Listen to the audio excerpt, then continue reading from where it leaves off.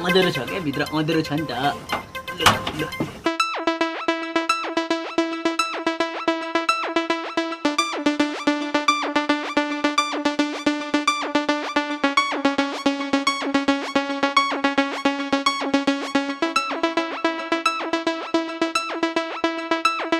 ल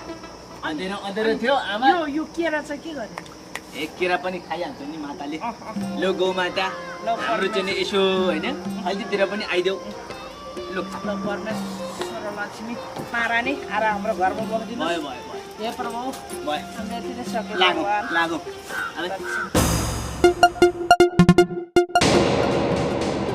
के हो त आमा